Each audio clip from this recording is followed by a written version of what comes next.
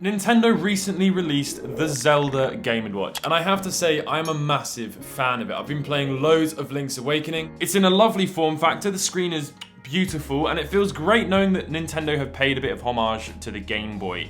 But it doesn't have a headphone jack.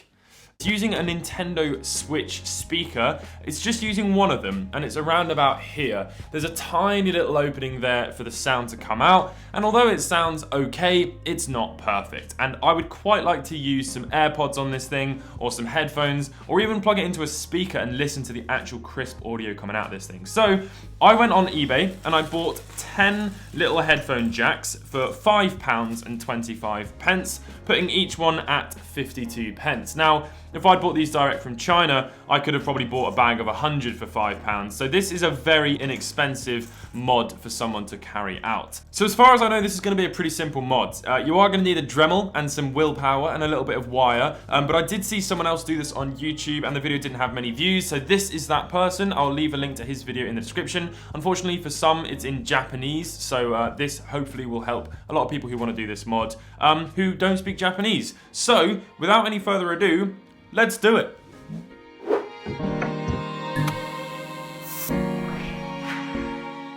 This is going to be a really easy mod. I'm fairly certain there is going to be a little bit of plastic manipulation, which I personally love. And also some soldering. It's a very easy device to take apart. There's 4 tri-wing screws. Let's go ahead and remove those. So once you've removed the screws, the back should sort of pop up if you just get your fingernail up there or a pry tool or something and sort of slide off the top. You need to be quite careful not to snap the little pieces holding it together. There we go. Happy days. Okay, and you can see there, that is the speaker. So it's a tiny, tiny, tiny little thing. Get a tiny little flathead screwdriver and just slot it underneath there. That's going to pop it out. It is held in with a little bit of adhesive, like a little strip of adhesive tape on there. So once you've lifted that out, we're going to need to remove all of this white plastic here. So once you've lifted that speaker out, go ahead and remove all of the screws and then you can lift the motherboard out.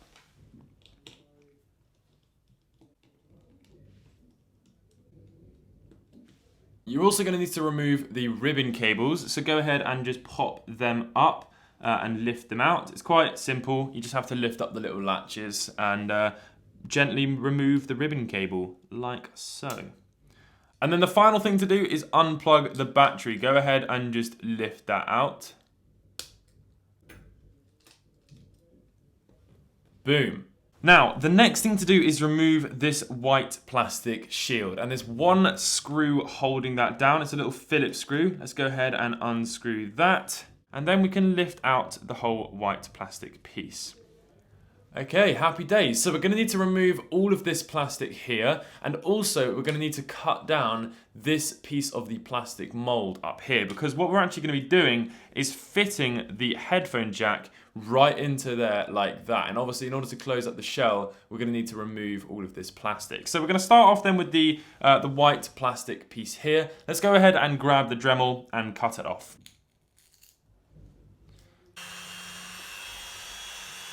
Well, here we go.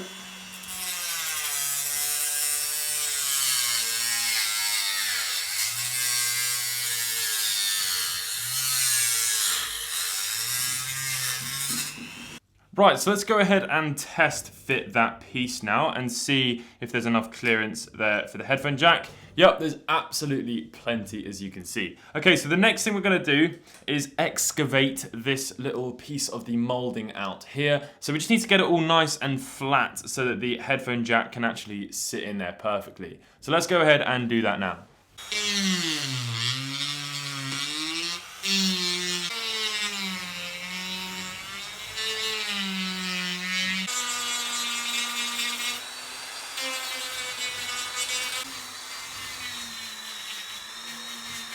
So that now is completely flush, which is really, really good. The headphone jack fits in there perfectly. We're obviously going to need to cut out the actual aperture for the headphone jack to come through, but that is absolutely perfect.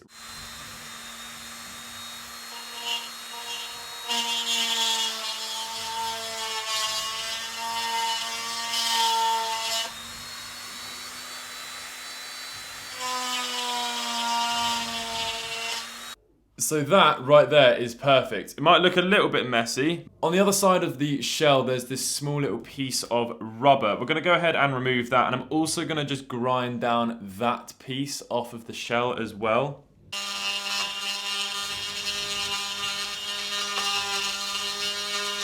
When we tighten it, that's actually gonna look pretty much seamless. Really, really pleased with how that's gonna look. Okay, so now all we've got to do is the wiring part, which is not too difficult, so do not stress. So whack everything back into the shell. Apologies about some of the filming in this next bit. My house is under renovation and all of my equipment was packed away. Remove the speaker with a bit of flux and your soldering iron.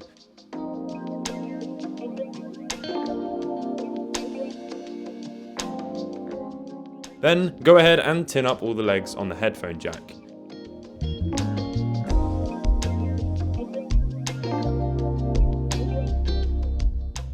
Remove the wires from the speaker and cut several little wires 1.5 inches long and tin those all up.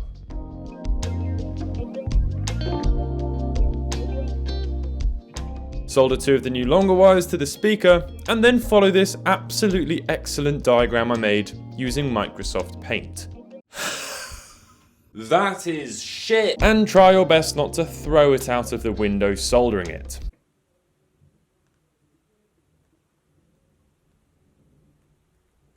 Wow, that was frustrating to watch.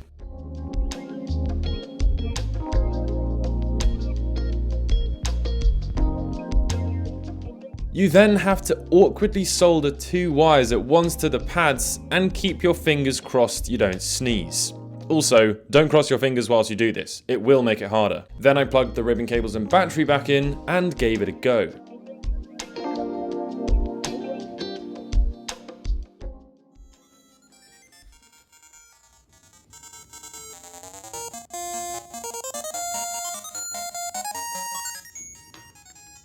Be sure to turn down the volume when plugging in the headphones, as it's not made for headphones, it's super loud.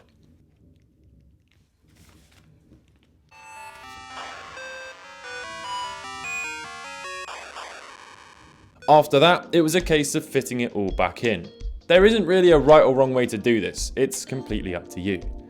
It could be a wise idea drilling some new holes for the speaker to help the sound, but honestly, I'll listen to this with headphones now to immerse myself into the gameplay.